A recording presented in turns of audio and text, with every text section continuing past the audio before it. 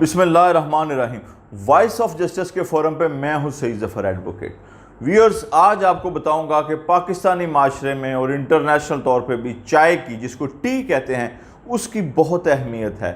اور خصوصی طور پہ کل جو ایک واقعہ ہوا، جو پاکستان کی جو سب سے بڑی نمبر 1 جو ایک سپائی ایجنسی ہے جس کو ISI کہتے ہیں، اس کے جو ڈی جی ہیں لیفٹیننٹ جنرل فیض حمید صاحب،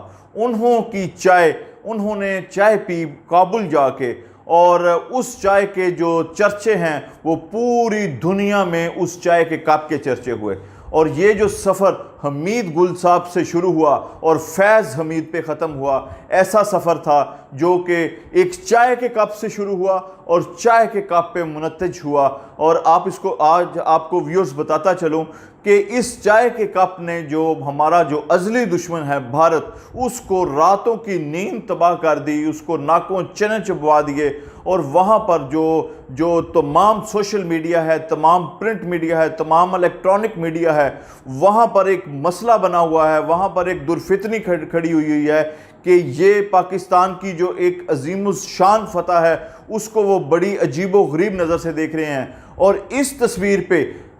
جو چائے کا کپ ہے، ویورز آپ کو اس چائے کے کپ کا تھوڑا سا پس منظر بتاؤں گا کہ آج سے کچھ عرصہ قبل، تقریباً 1.5 سال قبل، فروری میں جو ایک پاکستان پر جو بھارت نے ایک فضائی حملہ کرنے کی ناکام کوشش کی تھی، اور جس میں پاکستان کے جو شیر جوان ہیں، انہوں نے بڑا ہی پیارا حملہ کر کے دور اندیشی سے کام لیتے ہوئے انڈیا کا طیارہ جو اس کو گرا دیا، اور وہ پاکستان میں گر گیا۔ اور اس طیارے کا جو پائلٹ تھا ابھی نندن، جس کو سپیشلی طور پہ وہاں پر دیہاتی جان سے مارنے لگے تھے، اس کو باقاعدہ طور پر گرفتار کر نہ صرف اس کو اپنی حراست میں لیا، ان دیہاتیوں سے بچایا، بلکہ پاکستان میں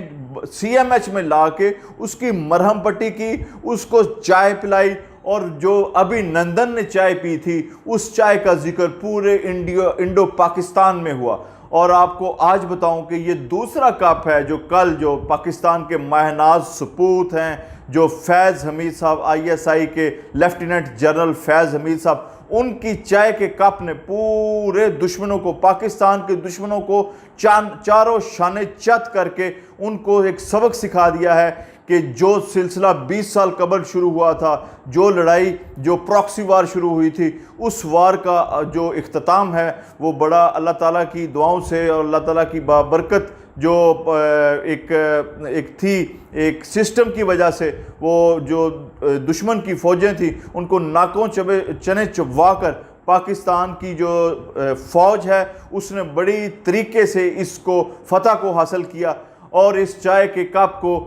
ابھی نندن کے چائے کے کپ سے لے کے لیفٹیننٹ جنرل فیض حمید کے چائے کے کپ تک یادگار سفر تھا۔ اور آپ کو ویورز بتاتا چلوں کہ پورے چائنا سے لے کے امریکہ تک اس چائے کے کپ کا ذکر ہوا، اور کبھی بھی ایک چائے کے کپ کا اتنا ذکر نہیں ہوا۔ اور ویورز آپ کو بتاتا چلوں کہ فیض حمید صاحب کا جو افغانستان کا دورہ تھا، وہ سرحدی جو ایک باڑ ہے اس پہ جو نقل و حرکت ہے اس کو دیکھنے کے لیے، اور جو سیکیورٹی کے مسائل تھے ان پہ گفتگو کے لیے تھا۔ اور اب انہوں نے پاکستان کے سفیر سے ملاقات کی۔ افغان شورا نے ان کو باقاعدہ طور پر لکھ بھیجا تھا کہ جو پاکستان کی سب سے بڑی جو سپائی ایجنسی ہے، اس کے جو ڈی جی ہیں، ان کو کابل بلایا جاتا ہے تاکہ افغان شورا کے ساتھ وہ میٹنگ کر لیں، کیونکہ وہاں پر طالبان کی حکومت بننے کو جا رہی ہے، اور طالبان چاہتے ہیں کہ جو ہمسایہ ممالک ہیں ان کی جو سیکیورٹی ہے، اور جو ان کو بھی اس پیس پروسیس میں شامل ہونا چاہیے۔